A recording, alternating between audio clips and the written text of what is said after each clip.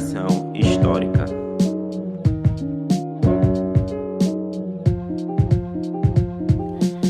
Olá, saudação a todos e todas. Está começando aqui mais um Operação Histórica Podcast. Hoje eu estou aqui na liderança da bancada.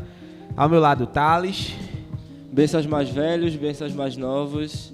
É um grande prazer e bastante alegria estar ao lado de vocês aqui nesse grande projeto de doutrinação que é o podcast Operação Histórica. E nossa convidada é Ana Carla.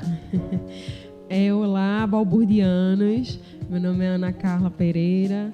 Nas redes sociais, @Carla com K Recife. É um prazer imenso estar trocando essa ideia aqui com vocês e eu fico muito feliz e honrada de fazer parte desse programa de hoje do Operação Histórica. E com a participação especial de Ana Beatriz, que é a filha de Carla, que está aqui com a gente na gravação. Esse é um programa bastante discutível, bastante discussões aqui hoje. Antes da gente iniciar a discussão, eu gostaria de trazer algumas informações. A primeira é que esse é o primeiro programa após a nossa oficina que a gente fez aqui no Cecine sobre ensino de história e podcast. E quem não curtiu, quem ainda não ouviu o programa, a oficina que foi gravada, pode estar indo lá nas nossas mídias sociais, no SoundCloud, no Spotify, no YouTube e tá vendo um pouco do que foi feito nesse trabalho. Foi uma proposta bastante interessante e a gente teve grandes repercussões positivas a respeito desse programa. Uma segunda questão é que em breve teremos novidades a respeito da organização do podcast. A gente está fechando algumas parcerias aí, inclusive com a Cecine, que é a Coordenação de Ciência de Estudos do Nordeste, aqui da Universidade Federal de Pernambuco, e que em breve serão lançadas novas informações e maiores novidades a respeito dessa parceria. Inclusive, o programa de hoje está sendo gravado numa das salas da Cecine. Se alguns dos membros da bancada tiver algum comentário, alguma discussão a fazer, Thales tem... Eu só peço que o pessoal dessa focinha escute esse nosso último programa, né, sobre o podcast Ensino de História. Foi algo bem interessante, né, que a gente gravou ele, fez a oficina e decidiu gravar essa oficina. Então, para quem é professor, quer também entender essa ferramenta, é bom dar uma olhada, né? Estamos voltando com tudo, então continue nos acompanhando, continue seguindo nossas redes sociais, certo? Que em breve teremos mais programas e muitas novidades. Esse ano promete, né? Carla, tem alguma...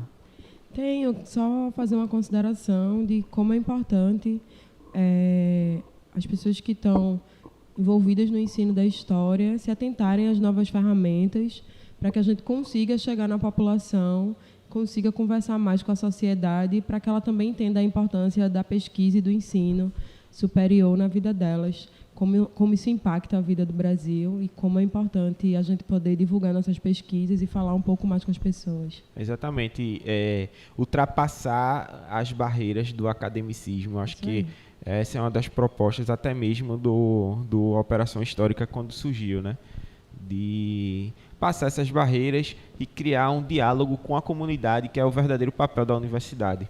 Então, sem mais delongas, a gente agora vai partir para a nossa roda de debate, hoje com Ana Carla, do Frente Favela Brasil. Tribuna de Debates. Então, Carla, para começar, acho que é importante, né, você se apresentar para os nossos ouvintes, falar um pouco de quem você é, como pessoa, como acadêmica também, né? E eu acho que gostaria de dizer que, para mim, esse programa também está sendo muito bom de ter você aqui, né? Como minha amiga e como uma figura assim política muito importante para mim nesses últimos anos que a gente se conheceu, né? Tá trabalhando para a construção do Frente Favela Brasil aqui, né? Então conhecer você trouxe muito aprendizado. Então acho que esse programa vai ser muito legal por conta disso, né? Então, antes de mais nada, né, se apresente aí para o nosso público, fale um pouquinho sobre você. Meu nome é Ana Carla Pereira. Nas redes sociais, @Carla com K Recife. Sou negra, mulher, mãe, periférica, acadêmica, nesta ordem. Minha vida acadêmica é bem complicada, bem complexa, mas vou resumir na titulação, que é o que a academia faz com a gente. Sou especialista em gestão pública e mestrando em História, terminando esse semestre. E alguns artigos publicados, último artigo publicado na Ampul, lançado num livro na Ampul, alguns livros, organização, como organizadora, e ativista também, né, de movimento social, da construção, da luta pela população negra, periférica, favelada, e com recorte também enquanto mulher. Muito mais de mim é coletivo do que no campo individual. Minha construção se dá a partir da coletividade mesmo. Todas as coisas que eu tenho construído é a partir disso, de entender a complexidade que é o ser coletivo e também entender que essa é a única saída possível para que a gente tenha uma sociedade mais justa mesmo. Então, é a partir daí, do coletivo, que surge a minha vida acadêmica, porque para estar na universidade, como hoje, que eu estou aqui com a minha filha, eu preciso sempre de uma rede de apoio. Para a construção política, a gente também precisa estar com as pessoas do nosso lado, construindo com a gente. Então, a história também me ajudou muito a compreender isso, quando a gente passa a ler e estudar os quilombos e as organizações negras na história do Brasil, a gente começa a compreender ainda mais a necessidade de estar junto e de ir construindo soluções a partir desse coletivismo, desse quilombismo, desse favelismo. Então, pensando nessa sua questão dessa luta coletiva que você fala, né, nesse seu entendimento como mãe, como mulher, né, a gente está gravando esse programa no dia 11 de março, né, e tanto no dia 8 como no dia 9, tiveram grandes mobilizações aqui na cidade do Recife, e você estava na construção dessas atividades aqui, né, em nome do Frente Favela Brasil, certo? Então, fala um pouco para a gente como é que foi contribuir com a construção dessas atividades, certo? E também da sua atuação na Frente Favela Brasil, né, nesse processo de desenvolvimento dessa ideia, de construção dessa ideia e de maturação, que a gente tem maturado essa ideia e tentando construir ela há alguns anos. Para além dessa pergunta também, Carla, eu acho que seria interessante tu dar uma dimensão do que seria a Frente Favela Brasil, porque acho que nem todo mundo conhece a respeito disso, e seria importante dar uma construção do que é o movimento. Tá. Quanto ao 8 de março, desde janeiro que tem sido construído essa atividade de mobilização e o ato em si, mais de 50 organizações participaram, tanto da capital como do interior, né, do Agreste. Então, várias mulheres envolvidas na construção dessa atividade em reuniões, em plenárias, para que a gente conseguisse construir um formato a partir das demandas que os coletivos vêm trazendo. A participação da população, das mulheres em específico, negras, e de periferias e favelas, trouxe esse ano uma modificação no formato do 8 de março. Então, no dia 8 de março, a gente teve em comunidades, que todo ano a gente faz no 8 de março, o ato nas ruas no centro do Recife. Esse ano, o 8 de março, ele foi nas comunidades.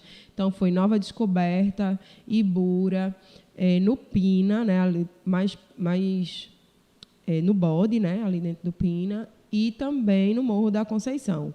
Então, a gente fez essas atividades de mobilização descentralizada para conversar com as comunidades, porque a gente entende que são essas mulheres que precisam cada vez mais trocar essa ideia com a gente, que está nos movimentos, mesmo participando da vida de periferia. Muitas vezes a gente acaba se afastando um pouco pela academia, pela entrada nos movimentos sociais.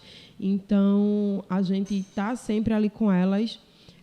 Foi o marco, para mim, desse 8 de março. E no dia 9, ficou determinado que a gente faria o ato no centro do Recife. Esse ato também foi marcado por uma dinâmica bem legal, que foi a construção, antes da saída do ato, de 3 rodas de diálogo, uma sobre o capitalismo, outra sobre o racismo, e a gente também teve outra roda sobre patriarcado. Então, a gente teve a oportunidade de conversar com grupos de mulheres diversos sobre esses temas, fazendo com que o ato político ganhe uma força mesmo e que a gente consiga partilhar o que a gente produz, né, junto a essas pessoas. Então, tinha alunos e alunas das redes públicas de ensino, tinham muitos jovens, e a gente poder trocar essa ideia foi muito bacana.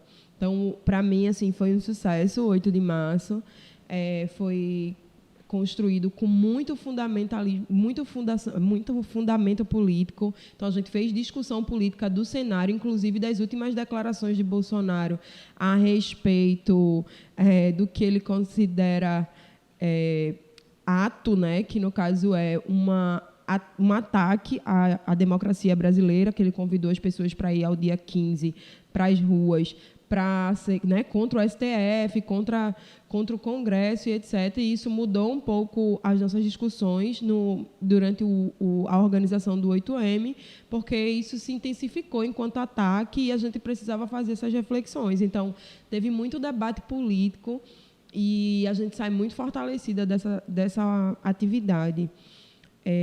Ainda tem desdobramento, né, dessa atividade. A gente vai ter uma reunião de avaliação, mas também foi recolhido durante o ato materiais de higiene, de limpeza, de beleza, bolsa, sapato, roupa para mulheres em situação de privação de liberdade. E aí a gente também vai ter um outro momento de levar todo esse material para essas mulheres, porque a gente entende que não existe falar de mulheres sem compreender o que essas mulheres e por que estão hoje nesse cárcere, né?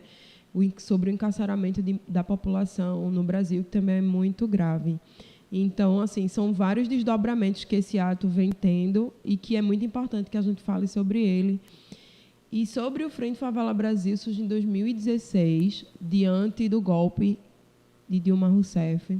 A gente entendeu que seria a população negra, periférica, favelada como um todo, que seria os primeiros na linha de frente. A gente tinha essa compreensão. Vai sobrar para a gente, então vamos se organizar politicamente. Então, o Frente ele foi construído por pessoas que nunca foram filiadas a partido político. Até hoje eu não sou filiada a partido político. E a gente começou a entender que era preciso criar instrumentos nossos, porque existia ali o que a gente via, era uma discussão muito grande da extrema-direita que votou pela própria família, né, naquela coisa grotesca que foi no Congresso Nacional pelo impeachment de Dilma. E a gente via uma esquerda muito apática, sem saber para onde ir, e muito preocupada com os desdobramentos políticos que aquilo daria em relação aos próprios partidos.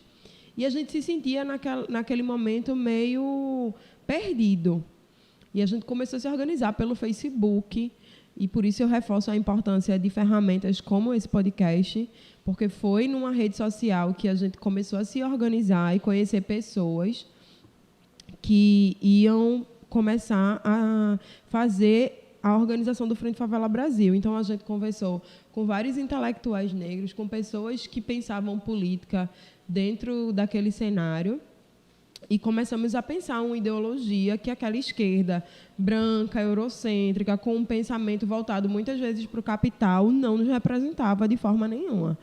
Então, a gente decidiu criar um partido político de pessoas periféricas e faveladas. Por que não Recorte Negro? Por que não um partido só de negros com esse nome? Porque a Constituição de 88 não permite que a gente faça um partido só de negro. Inclusive, o Nova Frente Negra Brasileira, em 1933, foi extinto na ditadura militar, que era um partido político da população negra. E a gente passou a compreender que só usar esse nome de partidos para os negros não seria o suficiente diante daquele cenário, que a gente precisava agrupar um grupo social que se entendesse como pessoas periféricas e faveladas e que passassem a discutir orçamento público mesmo, projeto de lei, etc., a partir dessas demandas. E aí a gente construiu o Frente Favela Brasil, uma ideia, né? Era uma ideia Isso foi tomando conta, assim, de forma muito forte em vários estados. A gente está nessa caminhada. Talvez ser historiadora, para mim, é um pouco mais fácil compreender, né, essa dinâmica, porque as pessoas querem que tudo seja muito rápido, não compreendem, muitas vezes, o contexto político que a gente está inserido, nem histórico.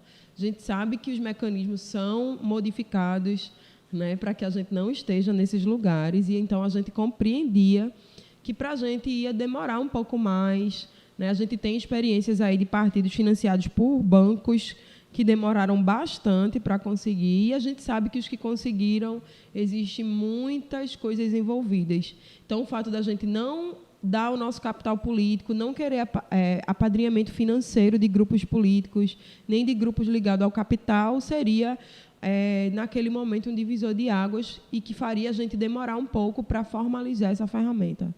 Mas eu considero com muito êxito o que a gente tem construído.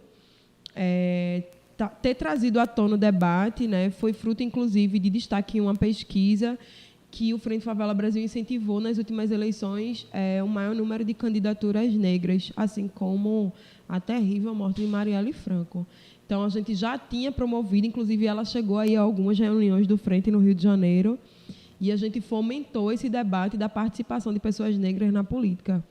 E isso, para a gente, é uma vitória muito grande. Ainda não é onde a gente quer chegar, foi só uma caminhada. A gente quer, de fato, chegar no momento em que a gente consiga colocar dentro dos espaços de poder pessoas negras para que a gente consiga modificar as estruturas do sistema. Eu tenho uma pergunta. Quando você falou a respeito da construção do 8 de março nas comunidades, e você falou uma coisa aí que faz todo o diferencial, a aproximação com a comunidade, coisa que nem todos os movimentos sociais, nem todos os partidos de esquerda têm. Porque, por exemplo, você tem partidos históricos no país, não vou citar nomes, até para não dar dar mídia para eles, mas você tem partidos históricos, eu digo históricos com mais de 70 anos de luta, que, por exemplo, repete os mesmos erros do passado, não inserindo um debate com comunidades. E aí você fala da aproximação das comunidades. Uma aproximação da comunidade em geral, e o 8 de março foi uma discussão sobre isso, de quando você descentraliza a discussão e passa a não debater na academia, mas passa a debater nas comunidades, e o que isso é importante. Então, diante do Frente Favela Brasil, que é um movimento que se propõe a tornar-se um partido representante da periferia, né? Qual o papel dele e qual o papel das lideranças desse movimento que em breve vai se tornar um partido na formação de uma consciência de classe? Entende? Fundamental, né? Porque a consciência de classe, ela deveria ter sido feita lá nas gestões de esquerda que a gente teve mais recente no Brasil. Mas só uma questão, isso é uma provocação mesmo. Mas você considera como uma experiência de esquerda os governos, digamos, do PT? Eles se consideram. Os 13 anos de governo do PT, será que a gente pode dizer que foi uma experiência de esquerda? Eles se consideram. Eu tenho minhas críticas. O Frente, por muito tempo, levou muita porrada por isso, porque a gente tinha uma coisa de dizer que não era nem direita nem esquerda no campo partidário, porque a gente não se sentia representado. Apesar de entender que a ideologia de esquerda é um norte para a gente seguir, mas que isso não significa que a gente se enxergue igual aos partidos de esquerda no Brasil contemporâneo. Então, a gente apanha muito porque falavam, né? Se vocês não são nem direita nem esquerda, são de direita. Vocês estão tirando o debate de classe do campo das periferias. É que antes da gente ser de esquerda, a gente é preto mesmo. Quando a bala vem, ela pega os corpos negros mesmo. E isso tem a ver com capital? Tem. Mas a gente compreende que é preciso fazer um debate um pouco mais profundo. É preciso que as pessoas compreendam por que ela está naquele lugar e por que o corpo dela é matável e o de outra pessoa não é matável. Ela precisa compreender que o racismo também estrutura o capitalismo nesse país. É fundante, inclusive. E a gente fazia sempre esse debate. Eu, como estava falando anteriormente, acredito que deveria ter sido feita uma discussão sobre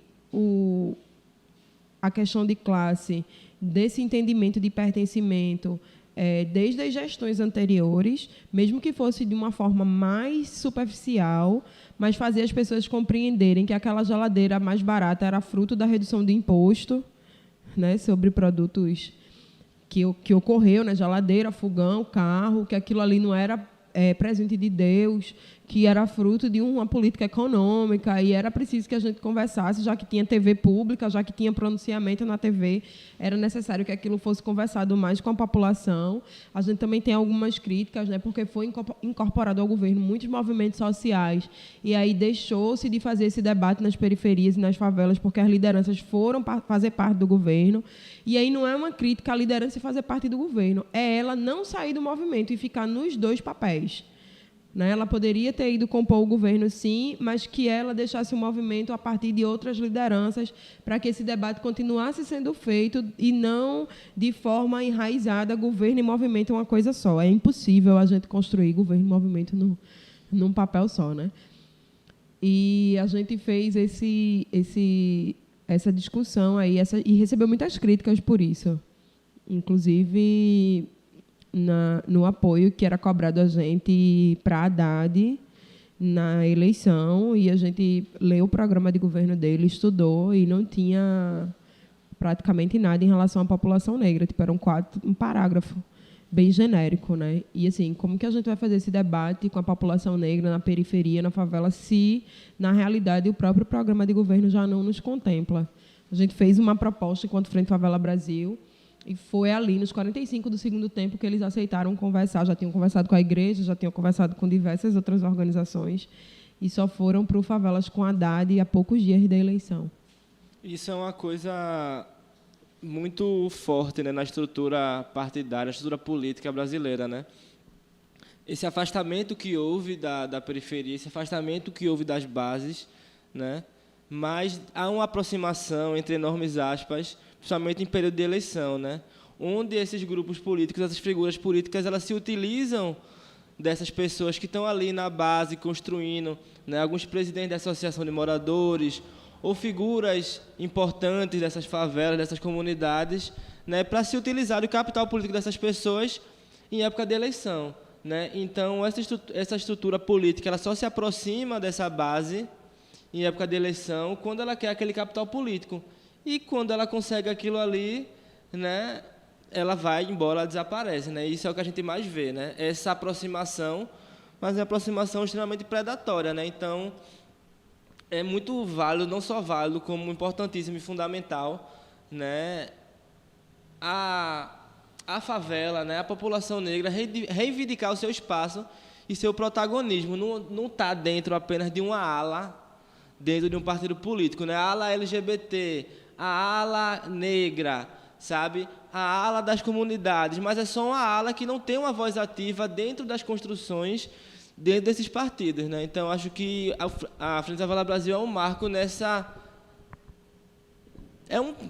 É pular esse muro, né? Sim. É conseguir, na marra, esse protagonismo que é negado historicamente dentro do Brasil. Você falou em afastamento. Afastamento desses partidos, né? Digamos assim, desses grupos políticos que utilizam das comunidades para poder ter capital político. O instrumento para o voto, né?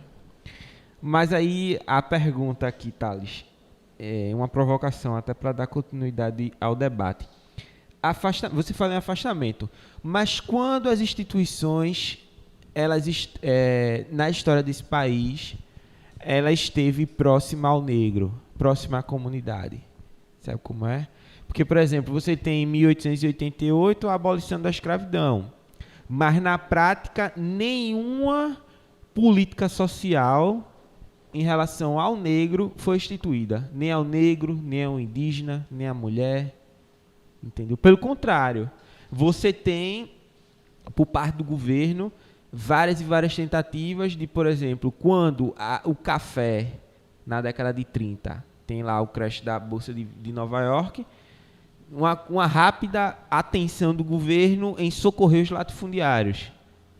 Mas, por exemplo, a população negra que hoje mais sofre, entende? Que sempre sofreu na história desse país e ainda sofre. Um exemplo mais recente ainda, que na véspera de completar 2 anos, sem nenhuma solução do caso, Marielle Franco, mulher negra periférica, sabe? Você coloca na balança e coloca, digamos, um caso em que eu sempre lembro, quando eu falo essas coisas, eu lembro do livro Rota 66, de Caco Barcelos, em que ele fala justamente isso, né? Como questões que são, digamos, para a grande maioria, para o senso comum, é uma questão, não sei o que, isso é besteira, mas não é.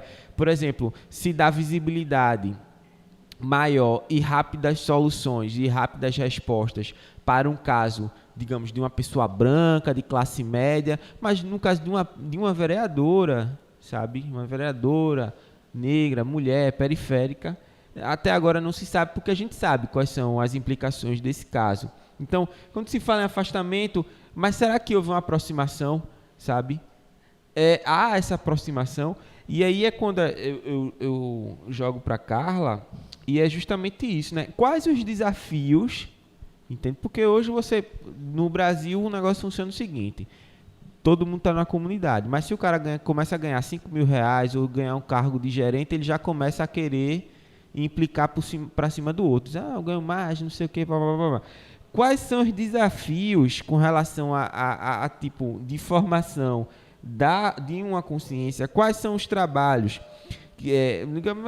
Quais são os desafios que o Frente Favela Brasil e você, como representante, se propõe a justamente combater esse tipo de pensamento, criar uma ideia de, como você falou no início do programa, eu achei muito louvável, a questão de criar uma unidade em relação à questão periférica, né? Saber que a maior parte desse país, independente de se você mora no Sobrado ou no Mucambo, mas aí é Gilberto Freire. Mas, por exemplo, se você mora ou numa comunidade, ou se você mora, por exemplo, num prédio que é próximo, feito lá em Rio Doce, tem gente que mora nas comunidades, tem gente que mora nos prédios, aí o pessoal que mora no prédio se acha melhor que é melhor da comunidade, mas tá todo mundo dentro do subúrbio. Sim. Sabe como é? Tá todo mundo dentro do espírito. Sim. Então, qual é o desafio para que haja essa unicidade, para que as pessoas reconheçam que são periféricas, para saber que sempre foram exploradas, entende?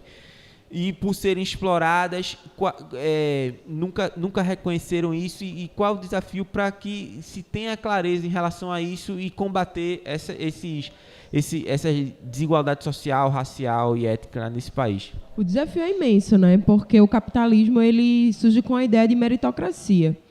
Então, se você mora no prédio e o outro mora na favela, é porque você mereceu morar no prédio e o outro mereceu morar no barraco. E, no final das contas, não tem ônibus para mim e nem tem ônibus para o cara que está no barraco. Vai eu e ele para o centro no mesmo barco, né? O navio negreiro que trouxe a gente é o ônibus que leva a gente para trabalhar hoje amontoado. E é muito difícil a gente fazer esse trabalho. No Frente, a gente tem essa preocupação de formalização? Tem.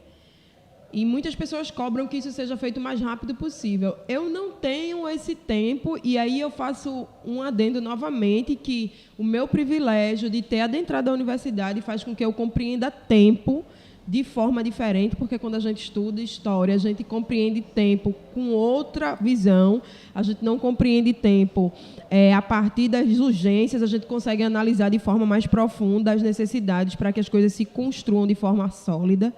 E o Frente tem desenvolvido oficinas, por exemplo, de controle social e transparência, que é para dizer para a pessoa o que é o papel do vereador, o que é o voto, o que é política. É engraçado como as pessoas não sabem qual o papel do vereador. Por exemplo, Não sabe. olha para um vereador e diz, não pode falar, é o doutor, não sei o quê. Mas não, o papel dele é um homem público, ele é um homem do povo, ele tem que estar acessível, tem que estar com o gabinete aberto para receber todo mundo. E nem sempre é assim. E mais do que isso, é ludibriar as pessoas nas comunidades, né? Eu, enquanto vereador, vou construir um hospital aqui. Ele não tem como fazer isso, esse não é o papel dele, né? Ele não é prefeito. Então, eles se utilizam desses mecanismos para manter as pessoas no voto da dependência, né? De ludibriar. E aí a gente precisa fazer esse trabalho de formação política de base todo dia. É fácil, não é? Principalmente quando você não tem recurso para fazer. Né? Então, a gente, todo mundo no frente tem seus trabalhos, suas dinâmicas do dia a dia e fazem quando podem, como podem. Mas eu acho que esse trabalho tem se tornado cada vez mais sólido, muito a partir do exemplo também. Porque isso também ensina. Quando você vê aquela pessoa construindo e tal, e aquela pessoa olha para você e começa a se reconhecer, né? Que são os usos também dos signos, das memórias, e a gente começa a falar de pessoas que foram importantes para a construção do país dentro desse formato e começa a disseminar isso em rede social e conversando nas rodas de diálogo, etc. A gente começa a ir implementando nas pessoas um senso mesmo. E não é que a gente quer que o Frente Favela exista para sempre. A gente quer, o trabalho da gente é que um dia não precise mais existir o Frente Favela Brasil. A gente quer iniciar e que ele tenha um fim. Sabe, dizer, olha, a gente construiu isso aqui como meio para a gente romper essa barreira e que bom olhar para trás e não ver que existe mais nenhuma favela em periferia, sabe? Que a gente hoje conseguiu construir uma cidade mais humana e etc., discutir orçamento público, para que a gente não romantize também o que acontece dentro da favela, porque muitas pessoas acham, será que vocês não estão romantizando? Não, a gente quer que um dia isso não exista mais. Mas, para isso, é preciso a gente trazer à tona o debate, é preciso a gente... inclusive colocar o nome, né? Porque colocar as comunidades, etc., romantizar um pouco, aquela coisa toda, não. As pessoas que moram lá dizem, eu moro dentro da favela. E isso choca, né? E incomoda você dizer que existem cidades no Brasil que os prefeitos dizem que na cidade delas não tem favela. Não tem favela. Então... E aí a gente diz, o que é que não tem favela aqui? E essa situação aqui, pelo próprio IBGE, isso aqui é uma favela. Né, que são aglomerados, que não tem saneamento, muitas vezes, que não tem rua asfaltada, que falta tudo. Né, e as pessoas sobrevivem nesses lugares. Então, trazer, chocar mesmo, trazer a discussão. E isso amedronta a gente ver, sabe? E aí, como o Thales falou das questões dos partidos, de pular esse muro, que eles constroem essas caixinhas, grupos de preto, LGBT... Eu quero saber se esses grupos fazem parte das executivas nacionais dos partidos. Quantos favelados, pretos, LGBTs estão nas executivas, nas tesourarias dos partidos políticos do Brasil? Então, hoje, como eu fiz uma pesquisa para entender um pouco mais o dia 8 de março, por um recorte racial também. E estudando, eu vi que a gente tem 54% da população mulher, 44% dos filiados de todos os partidos políticos do Brasil são mulheres. Eu fiquei muito chocada quando eu vi esse número, porque isso, na prática, a gente não vê de representação. A gente não vê representação nas executivas, a gente não vê eleita, a gente não vê na gestão financeira. E elas são 44% de todos os filiados dos partidos. Então, assim, é muita coisa para a gente desconstruir, para a gente questionar. E eu acho que o papel da gente, enquanto Frente Favela Brasil, é tensionar. É criar tensão mesmo. É dizer assim, a gente não quer que você use nosso discurso. Se você é tão amigo da gente assim e fecha tanto com a nossa pauta, você vai ter que deixar essas pessoas serem protagonistas nesse espaço que você toma como seu. Né? Porque é muito bonito você fazer um discurso que defende isso, defende aquilo, mas, na prática, você não cede o seu lugar. Né? Então, a gente cria esse tensionamento, tem criado todo o tempo. Em São Paulo, a gente está construindo um projeto chamado Bancada Preta, que a gente está reunindo várias organizações, junto com o Frente Favela Brasil, o Quilombação, que inclusive tem uma das pessoas que eu considero intelectuais incríveis, que é o Denis Oliveira, da USP, que é um cara que publica bastante sobre as questões negras e políticas. A gente tem também o Nova Frente Negra Brasileira, que também é uma organização política que fala sobre negritude. E a gente tem reunido esses grupos, a Educafro, né, que também é muito conhecida, para falar sobre o papel do negro nas eleições de 2020 e, mais do que ser eleito, a gente está construindo um projeto de governo para a cidade de São Paulo.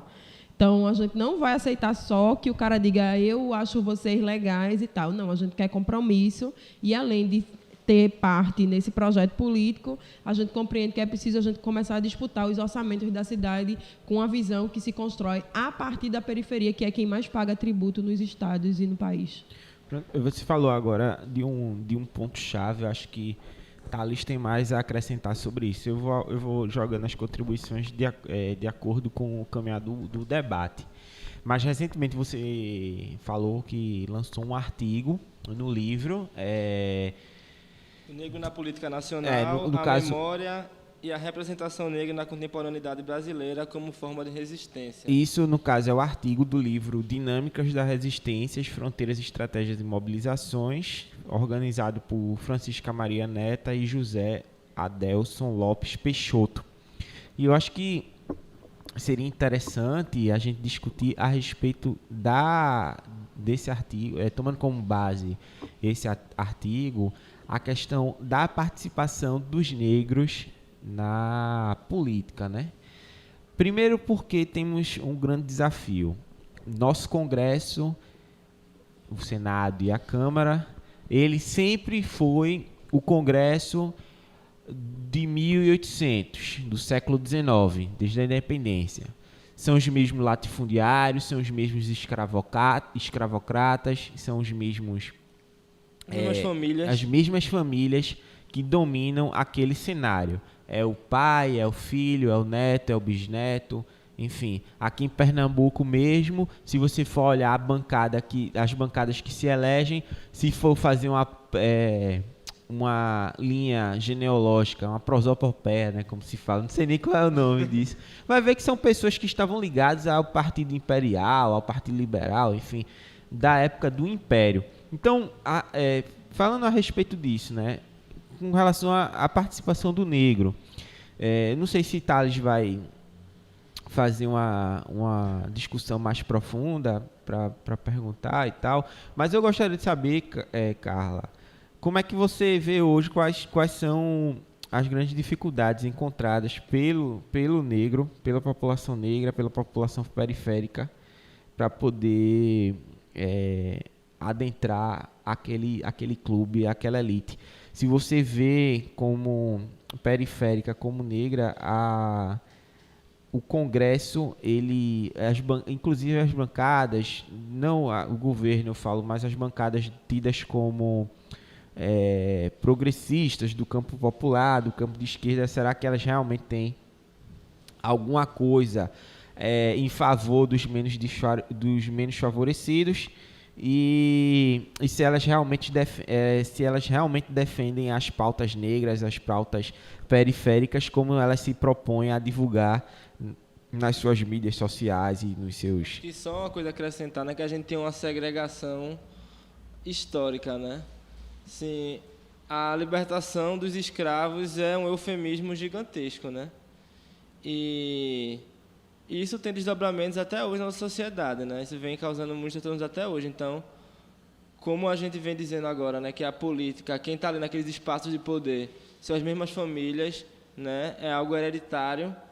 Então, essa exclusão sempre latente do negro na política, né? Então, ele não, como uma pessoa que não tem espaço na sociedade, não tem poder econômico, certo? Não tem moradia. Então, essa pessoa não tinha como ocupar esses espaços de discussão, né? Principalmente estava ali pensando em o que vai dar de comer para os seus filhos, né? Onde é que você vai passar a noite com seus filhos, né? Então, sempre foi muito mais complicado, sempre foi muito mais difícil, né? para a população negra. E até as figuras históricas importantes negras, né, que existiram na nossa história, elas são embranquecidas, né? A história oficial, ela também embranquece essas figuras, esses negros e essas negras na nossa história, né? Então, eu queria que você falasse dessas representações, dessa falta de representação, né? E como ela surgiu historicamente, né? Ela surgiu devido à escravidão mesmo, né? A gente sabe que tudo isso tem vínculo com o processo de escravidão do Brasil. Eu acho muito importante alguns marcos. Eu poderia dizer que o processo eugênico é um fundante também disso, porque eram os corpos, e somos ainda, os corpos indesejáveis. Você não pode ter nas decisões do país os corpos indesejáveis, os corpos matáveis, né? A gente compreende que, desde o processo eugênico, existia uma meta de eliminação da população negra. Então, não se poderia pensar em inclusão no espaço de poder de uma população que deveria ser, pelo Estado brasileiro, extinta. A gente sabe que existia, inclusive, na Constituição, um processo que dizia, um artigo que dizia que deveria ser disseminada, né, a eugenia no Brasil. E eugenia nada mais é do que o genocídio da população negra. Então, a gente teve leis para que isso fosse constituído, a gente teve isso documentado, e é impossível a gente falar sobre isso hoje sem olhar o que foi construído na história do Brasil em relação à população negra. E não tão longe assim, né? Nesse artigo, eu até separei aqui que no censo de 80, em 82, né, foi uma pesquisa, um pronunciamento feito na Assembleia Legislativa de São Paulo. Era governo Maluf, ditadura e etc., né? Mas foi produzido um estudo intitulado de GAP. Ele tinha um título, Censo de 1980 no Brasil e no Estado de São Paulo, sobre suas curiosidades, preocupações, onde nele é apresentada uma proposta de esterilização de mulheres negras e pardas com base nos argumentos que eu descrevi, que foram lidos como denúncia na Assembleia Legislativa. Eu vou ler só um trechinho para a gente entender que é muito próximo do tempo que a gente, né, que todos estamos aqui compondo essa mesa, nasceu, e isso ainda era um projeto de governo. Então, o que foi lido na Assembleia, inclusive está no arquivo da Assembleia Legislativa de São Paulo, para quem quiser acessar. A população branca corresponde a 55%, a parda 38%, e a negra 6% e a amarela 1%. De 1970 para 1980, a população branca reduziu-se de 61% para 55%, e a parda aumentou de 29% para 38%. Enquanto a população branca já se conscientizou da necessidade de controlar a natalidade, principalmente nas classes médias e altas, a negra e a parda elevaram seus índices de expansão em 10 anos de 29% para 38%. Assim, temos 65 milhões de brancos, 45 milhões de pardos e 1 milhão de negros. A manter essa tendência, no ano 2000, a população parda e negra será na ordem de 60%, portanto, muito superior à branca, e eleitoralmente poderá mandar na política e dominar postos chaves, a não ser que façamos como Washington, capital dos Estados Unidos, que, devido ao fato da população negra ser na ordem de 63%, não há eleições. Isso foi denunciado à ONU. Desculpa, qual é o ano desse...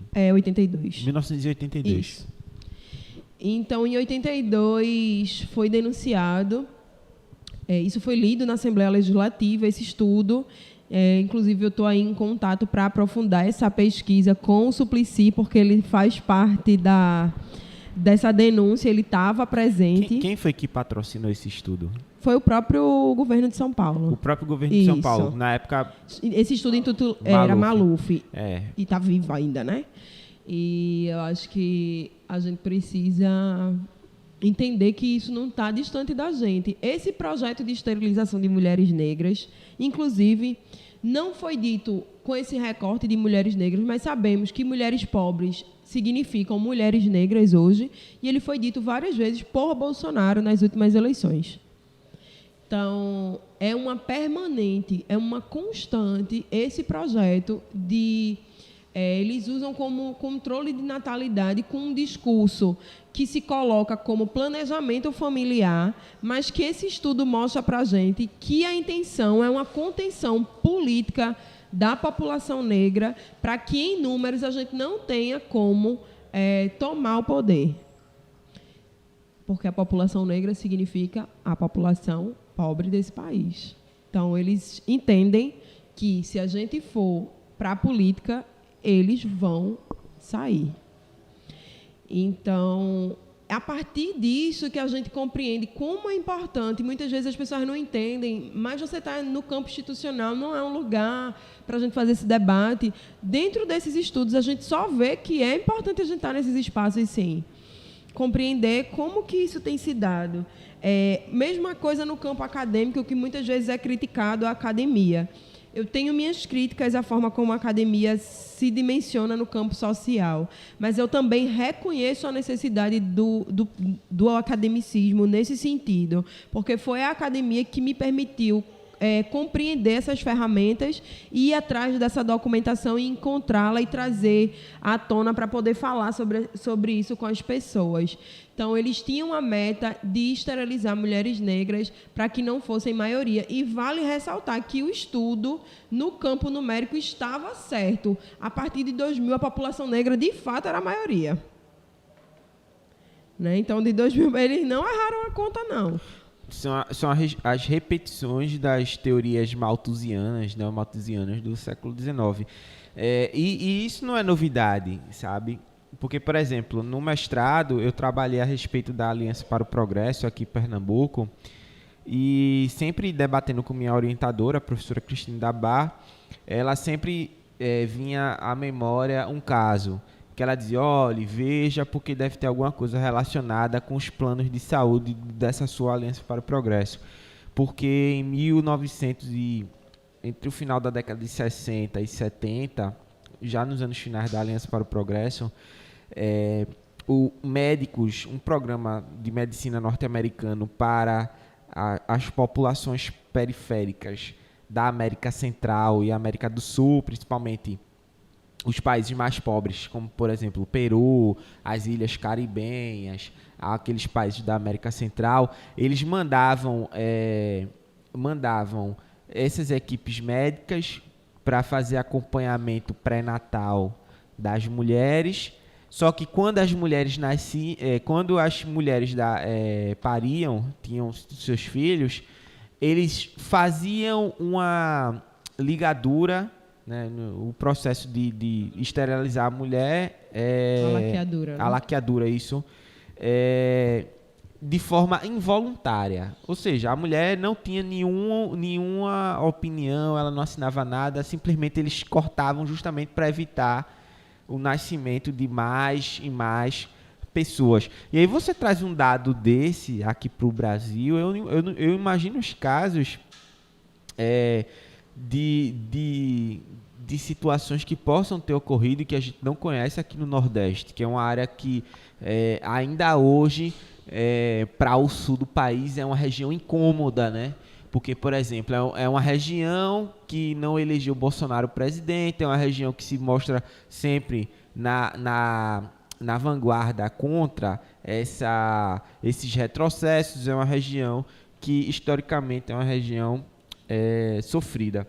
E aí, quando você fala do extermínio da população negra e me traz essa discussão, eu lembrei dos grupos de extermínio da Polícia Militar de São Paulo, que mais ou menos surge já no finalzinho dos 70 e início dos 80, mais uma vez citando Rota 66 do Caco Barcelos, que é o extermínio da população negra através das forças policiais. Sabe como é? Então veja que institucionalmente o Estado ele está preparado, né? Inclusive fazendo pesquisas mostrando, olha, se a gente não conter essa população, elas vão crescer e vai sobrar para a gente. Aquele medo constante que ainda existe hoje nessa aristocracia branca, elitista, de que uma nova revolução do Haiti aconteça aqui na América como um todo, principalmente na América Central, como na América do Sul, que são países que se aproximam do modelo de colonização que foi imposto nestes lugares.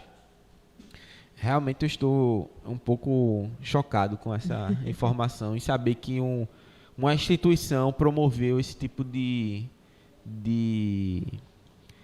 pesquisa. Num passado tão recente. Num né? passado tão recente. A gente está falando de coisa de 30 anos, 40 anos para trás. Entende? Não é coisa de... Não é da época do nazismo, sabe? Como se debatia isso nos jornais. É a questão da eugenia, dos bem-nascidos, dos eupátridas. Não, é uma questão de 40 anos atrás, em que já tinha debate sobre direitos humanos e outras coisas. Temos figuras que estão vivas, né? Que o que produziu, o Maluf está vivo, o Suplicy, que fazia parte do grupo político que denunciou, também está vivo. Eu conversei com a assessoria dele, que ficou muito chocada com esses documentos, porque eles não sabiam, eles, né, são pessoas muito novas que estão trabalhando com ele hoje, e eles não sabiam disso.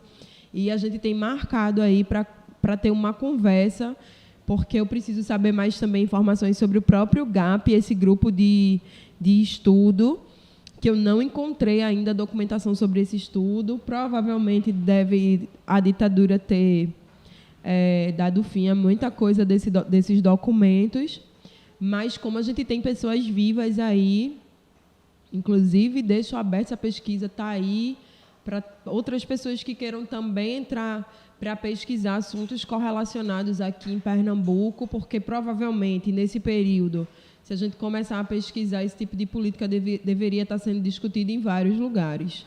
Então, eu acho que é importante a gente fazer essa discussão, sim, e fazer essa relação do que estava acontecendo nesse momento no Brasil.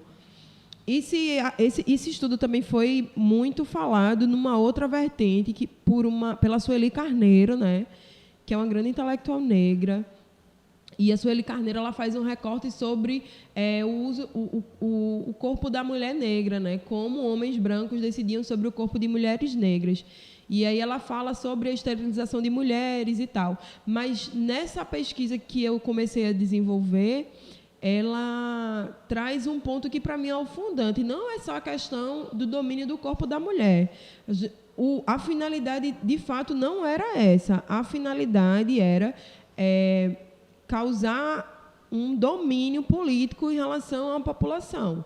Então, eles queriam a manutenção do poder político. Para além do domínio do corpo da mulher, através do patriarcado, era muito mais uma questão da dominação do Estado, sendo mantido através do mesmo grupo político branco, burguês, o mesmo grupo que fundou a República.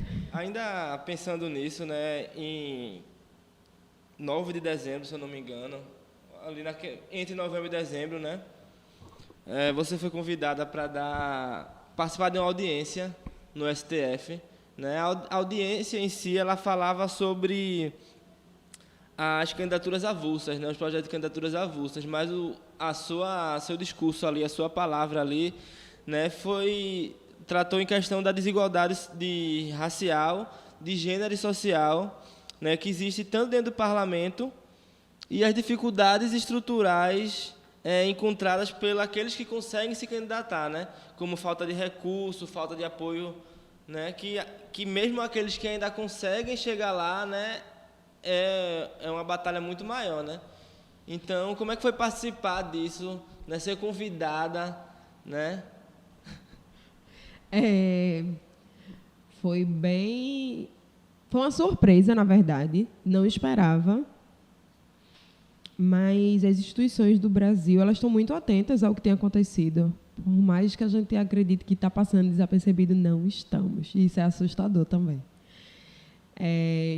Recebi uma ligação de um assessor do ministro Barroso, dizendo que aí aconteceu uma audiência pública, no meu celular essa ligação pessoal, né? Que aconteceu uma audiência pública em Brasília sobre candidaturas avulsas. E, assim, é muito público o trabalho que o Frente tem construído, principalmente fora do Brasil. Muita mídia internacional acompanha o trabalho que a gente tem feito. Mídia nacional também, mas a mídia internacional com muito mais profundidade. Inclusive, a gente recebeu pessoas da França que vieram para o Brasil só para acompanhar algumas coisas do processo, do frente. A gente tem tido uma visibilidade internacional muito grande porque eles acompanham o que está acontecendo aqui, né? E eles já vinham monitorando essas atividades que a gente tem feito e sempre procurando saber. Mas, mesmo assim, é um susto você receber no seu celular para uma ligação de um assessor do ministro. Tá grampeada. Eu que lute. E aí, era sobre candidaturas avulsas. Por muito tempo, eu fiquei muito perturbada com esse convite. Passei, óbvio, para todos os grupos do Frente. Foi uma discussão sem fim. Se eu colocar hoje, vai continuar, porque é uma agenda que atende muito ao liberal, à política liberal, que tem construído estratégias de enfraquecimento das instituições, e os partidos políticos, querendo ou não, são parte fundamental da democracia hoje no Brasil. A gente com as nossas ressalvas ou não, mas são parte da estrutura democrática, e para a gente enfraquecer a democracia, a gente precisa enfraquecer todo o corpo, né, de instituições de um país. E as candidaturas avulsas para um grupo é muito numa vertente de não precisar do coletivismo, de não precisar estar afiliado e de ser, de fato, o próprio interlocutor de um setor de empresariado, você poder não precisar discutir com o seu grupo político se vai votar a favor ou contra e atender apenas a interesses, sei lá, do agronegócio, por exemplo. E aí o empresário vai ter o vínculo dele direto na fonte. Ele não vai precisar de nenhuma discussão que aconteça ali dentro do partido, e acho que fica até o custo menor para eles. E aí é muito nesse sentido que eu fiquei com medo. E fiquei pensando se deveria aceitar o convite ou não, porque quando a gente aceitava o convite, a gente tinha que dizer se a gente ia ser contra ou a favor, antes de estar lá. E aí eu fiquei pensando, se eu sou contra, talvez eu nem esteja lá no dia para falar o que a gente precisa falar, né? E ficou aquela coisa, eu falei, olha, nós vamos votar a favor, e essa discussão no Frente rendeu muito, mas o que a gente priorizou foi o que são nossos corpos e de onde a gente vem dentro do partido. E como isso vai se integrar dentro dessa discussão. De fato, a gente não é prioridade nos partidos, de fato, os partidos não escutam a gente, e, de fato, hoje, se a gente tivesse candidatura dentro desse formato, não desse liberal, mas um formato que eu chamo de candidatura cívica, a gente teria a possibilidade de fazer essa disputa e tensionaria o partido, porque eles hoje usam as populações periféricas e faveladas como coeficiente eleitoral. Então, você vai lá, você não te dá apoio nenhum, que é para você não ganhar. Mas você faz 3 mil votos, ajuda o cabeça da chapa a se eleger. O outro faz mais 4 mil, ajuda o outro a se eleger. Na realidade, a gente acaba virando um lobby para eles serem eleitos. E eu achava que era importante colocar isso na discussão. E fui. Pela parte da manhã, foram só os partidos políticos que falaram, direita e esquerda contra. E é muito incrível você ver ele se posicionando e com argumentos muito parecidos relacionados a esse assunto. E aí a gente vê, né, o que é manutenção de poder. E à tarde eram movimentos e organizações da sociedade civil convidadas para falar. E a maioria foi contra, mas com posicionamentos extremamente diferentes.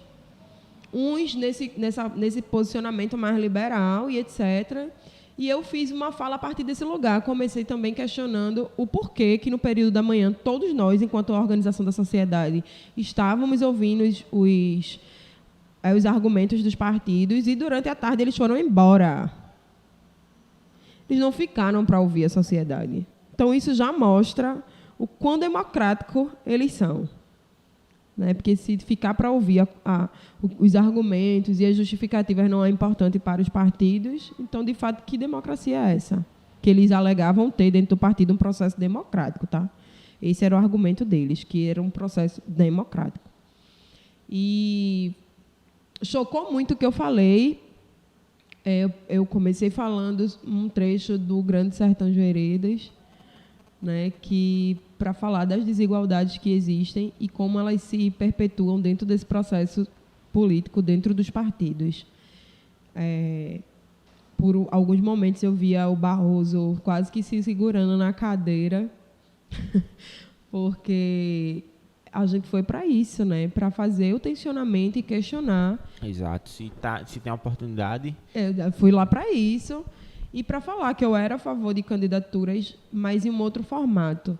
Candidaturas cívicas, que a gente tivesse um número mínimo de assinaturas que fossem enviadas junto com o nome dessa pessoa pela sociedade civil para o TSE, de uma demanda social, para que esse nome fosse validado e ele fosse disputar se ele não tivesse espaço nos partidos. Para a gente também tensionar o partido. Ou ele abre espaço para essas pessoas serem protagonistas, ou essa pessoa tem a opção de não precisar mais deles. E aí a gente vai começar, de fato, a tensionar o processo. Não é o que a gente gostaria. A gente gostaria que fosse um outro formato. A gente, né, aproveitando que a gente está formando o Frente Favela Brasil, que é um partido. Mas a gente entende tanto que esse tensionamento precisa ser feito cada vez mais, que a gente chega a apoiar, que a gente cria outros mecanismos de tensionamento até que isso, de fato, precise ser reestruturado e isso seja reestruturado.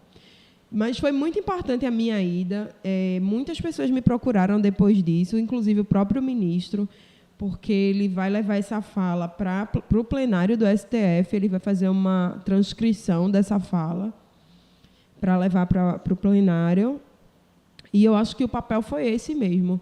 Não defender um liberalismo que não nos atende, mas tensionar e fazer com que as divergências entre eles sejam benéficas para nós. Então, eu acho que esse debate está sendo muito proveitoso, né? Mas eu acho que o tempo já tá se estendendo, né? Então, já fica um convite para uma próxima rodada de conversas, né, sobre esse tema, porque eu acho que o quanto mais a gente falar, ainda mais vai faltar assunto para a gente debater sobre isso, porque é isso que a gente está em busca, né, de uma mudança no pensamento da nossa sociedade, na forma como a gente vive em sociedade, né? Acho que o principal é pensar a forma que a gente vive em sociedade, né? Então, essa discussão ela vai estar sempre em pauta aqui dentro da Operação Histórica, né? Então, eu já deixo de antemão que as portas estarão sempre abertas, né? Então, eu só queria que desse sua palavrinha final, né? Fizesse um fechamento aí do que a gente conversou hoje. Se quiser deixar alguma dica de leitura, alguma sugestão, e também convidar o pessoal, né, para o Frente Favela, como é que o pessoal pode fazer, buscar informação sobre isso e tudo mais. Primeiro eu agradeço o convite, parabenizo pela iniciativa. São iniciativas como essa que de fato transformam, porque hoje a gente vai poder pegar esse áudiozinho, mandar para as pessoas ouvirem, e aí elas vão no ônibus ali naquele tempinho que tem, conseguir ter mais conteúdo, acesso a conhecimento. E eu acho que esse é o nosso papel, a gente que vem desse recorte social, não esquecer de onde a gente veio e colocar nosso estudo, nossas pesquisas a serviço da sociedade também. O nome do livro que eu publiquei, esse artigo que eu citei, que geralmente as pessoas se perguntam, que os meninos já que leram, é Dinâmicas da Resistência, Fronteiras, Estratégias e Mobilizações. Ele está disponível para download em PDF, eu posso depois mandar o link para vocês. Talvez a gente pode até colocar na descrição desse episódio, as pessoas tenham acesso a... eu posso mandar ele para vocês em PDF, para disponibilizarem. E porque é isso mesmo, a gente quer que as pessoas saibam o que está rolando e o que acontece nas nossas vidas. Sobre o Frente Favela Brasil, existe página no Facebook, Frente Favela Brasil, no Instagram. A gente também tem daqui de Pernambuco. Na Nacional, a gente soma todas as atividades em todos os estados e o que sai na mídia, e data de reunião, de encontro, manifesto, o que a gente pensa no campo ideológico. Está tudo disponível também num site, frentefavelabrasil.org. Então, está tudo disponível na internet. Estou à disposição aí para a gente continuar trocando ideia, agradeço demais essa oportunidade, porque eu só acredito em revolução a partir de uma construção cultural nessa forma, que fale com as pessoas e que a gente, a partir disso, implemente nova cultura e um pensamento e um sentimento de mudança.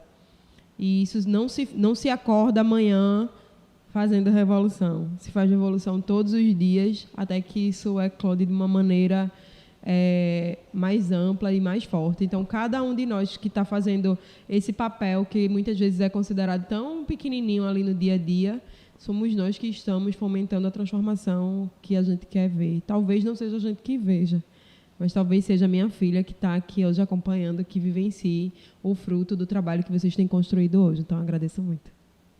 A gente que agradece mais uma vez a participação, né? Então, eu peço para... Entrem em contato com o Frente Favela Brasil, né? Busquem conhecimento, é importante isso, né? Então, busquem se informar, né? Tem, como Carla disse, tem as redes sociais do Frente Favela Brasil, mas qualquer coisa pode perguntar para mim também, certo? Que eu posso tirar alguma dúvida ou dar algum encaminhamento. Não esqueçam de seguir nossas redes sociais, certo? É importantíssimo para a gente ter um feedback de vocês sobre o que vocês têm achado, sobre sugestões, dúvidas, esclarecimentos, xingamentos. Então, tem o nosso Instagram, Operacão Histórica, certo? Nosso Twitter e também o nosso e-mail, operaçãohistórica@gmail.com. Então, falem com a gente, que é importantíssimo a gente saber como vocês têm se sentido perante algo que a gente tem debatido aqui. Não é isso, Arthur? É verdade, a opinião de vocês é ouro, isso aí vale demais, e até para construir melhor os nossos programas. E fica aí o convite, se você acha que tem que melhorar e que acha que pode contribuir, vem aqui, seja entrevistado, propõe um debate, fica auxilia até na técnica aqui, porque não tem ninguém que é profissional, a gente vai apanhando cada vez mais e vai aprendendo. Então é isso, agradeço a Carla por deixar um pouco do seu conhecimento aqui conosco e compartilhar com a podosfera a respeito do Frente Favela Brasil, dos debates raciais que infelizmente ainda debatemos no nosso país, né? Se realmente tivéssemos uma sociedade justa, igualitária, não estaríamos debatendo isso. Então é isso, reforçando os avisos de Thales, curtam nossas mídias sociais, escutem o nosso programa e armem-se para a revolução. Força aos balburdianos. Força à balbúrdia. Tudo isso aqui, inclusive eu sou bloqueado pelo Ministro da Educação, viu? Parabéns. Eu tenho um bom trabalho. esse trunfo no meu lápis. Por mim pode botar no lápis, justamente. Sou bloqueado pelo Ministro da Educação. Eu acho que eu vou até provocar hoje para ser bloqueada também. Pois é, então é isso. Valeu, galera, e até a próxima. Até a próxima.